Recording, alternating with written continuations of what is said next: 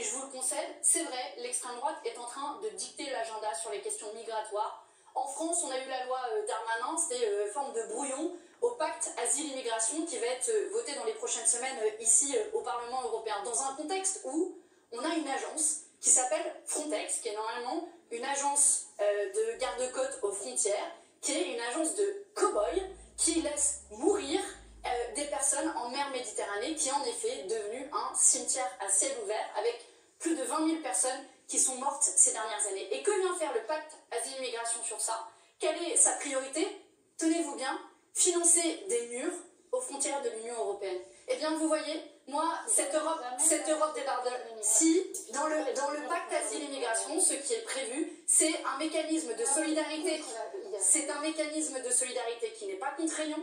Et donc, les États qui ne veulent pas financer cela, ils auront en plus la possibilité de financer des murs aux frontières de l'Union européenne et de renvoyer les migrants vers des pays qui ne sont pas sûrs, comme la Libye où ils sont torturés. Eh bien moi je vous le dis, cette Europe des barbelés, je n'en veux pas. Je veux une Europe de la solidarité et je voterai contre ce pacte asile-immigration. Je crois qu'à gauche on a été assez seul avec le groupe écologiste d'ailleurs, et je veux saluer le travail de Damien Carême, député écologiste, qui sera présent sur ma liste et qui a fait la démonstration qu'on pouvait lutter contre les causes des migrations, parce que non, Madame Marion Maréchal Le Pen, on ne monte pas sur un radeau de survie comme on monte sur un bateau de croisière. Mais on ne va pas risquer sa vie en mer Méditerranée comme on va s'amuser. C'est pas la croisière s'amuse, les questions migratoires. Et personne ne fait le choix de quitter par plaisir sa terre, ses origines. Moi, mais croyez-moi, je pense que le meilleur moyen de limiter les morts méditerranéens, c'est justement de faire une politique dissuasive. Je suis heureuse là où je vis parce que j'ai la chance de vivre dans cette l'Australie, madame. Alors aidez-nous à lutter contre l'Australie a sauvé les vies en menant une politique d'immigration dissuasive.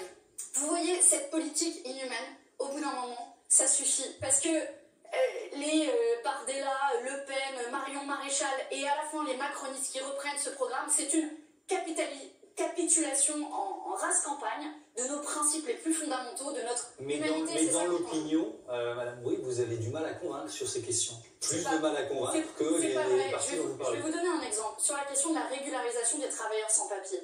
C'est aujourd'hui quelque chose qui est très largement partagé dans l'opinion publique, et d'ailleurs, même les alliés de Madame Marion Maréchal Le Pen, Giorgia Meloni, en Italie, se résout à régulariser des centaines de milliers de travailleurs. Pourquoi? Parce que nous en avons besoin. Pourquoi? Parce qu'il y a des gens qui sont exploités, qui travaillent en France et qui ne bénéficient pas de la protection sociale. Ça vous dérange pas? Et ce, alors même qu'ils payent des impôts. Qu'ils payent des impôts. Ça vous intéresse pas, ça? De quoi? Que l'immigration fasse s'exploser. Vous avez déjà beaucoup d'avancées. Arrêtez tout amalgamer.